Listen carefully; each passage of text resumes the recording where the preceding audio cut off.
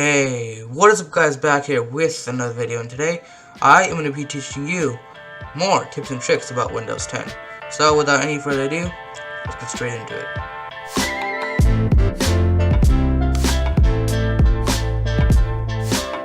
So in this first trick, you have to be on Windows 10 20H2, which just came in October.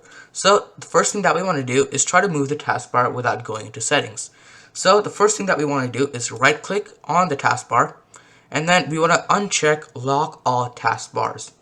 So after we're done with that, just grab and pull it wherever we want to, which is pretty handy. I just keep mine at the top. So the second tip that I'm going to teach you is how to use two applications at the same time.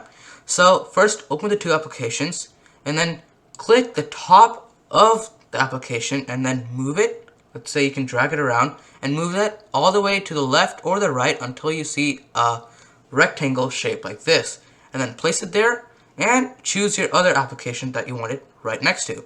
So let's say Google Meet with speakers.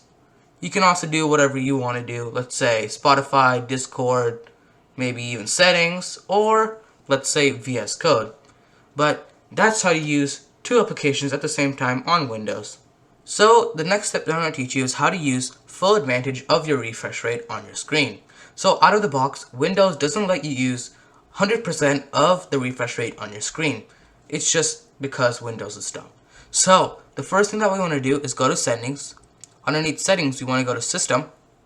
In system, we want to scroll down on the right and scroll down all the way to advanced display settings. So once we go there, we want to choose our monitor. Let's say the Dell.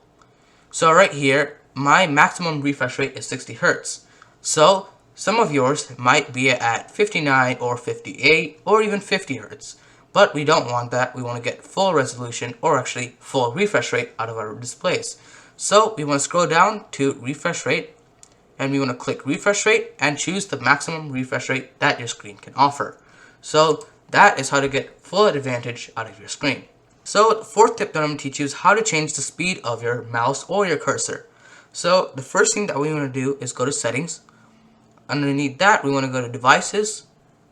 Under devices, we want to go to mouse, and you can change your cursor speed here. You might not be able to find this on a laptop, so you have to scroll down to additional mouse settings, go to pointer options, change the speed to the max or lower or whatever you like, press apply, and then press OK.